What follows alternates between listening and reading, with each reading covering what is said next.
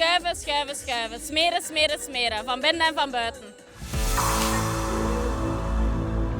Het zijn de Overslagse feesten en dat betekent dat het ook tijd is voor de inmiddels traditionele internationale Overslagse buikschuifkampioenschappen. We gaan eens kijken nemen wat precies de tactieken erachter zijn en hoe het de mensen afgaat.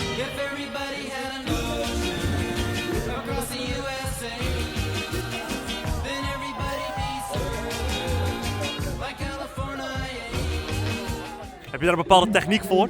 Gewoon, ik ga nu mijn handen gebruiken, want daarnet had ik het niet gedaan. En ging ik helemaal horizontaal naar beneden. Dus, en nu ga ik proberen sturen met mijn armen. Dus. En heeft het geholpen, je tactiek? Een beetje, maar veel beter dan daarnet. Ik had, in mijn hoofd ging het veel sneller, maar ja, kan gebeuren. Het was net niet de snelste tijd, hè? Nee, Maar heb je het leuk gehad? ja zeker.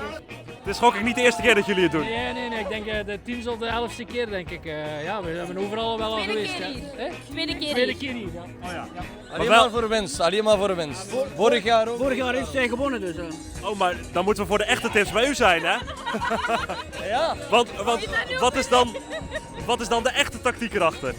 Schuiven, schuiven, schuiven. Smeren, smeren, smeren. Van binnen en van buiten.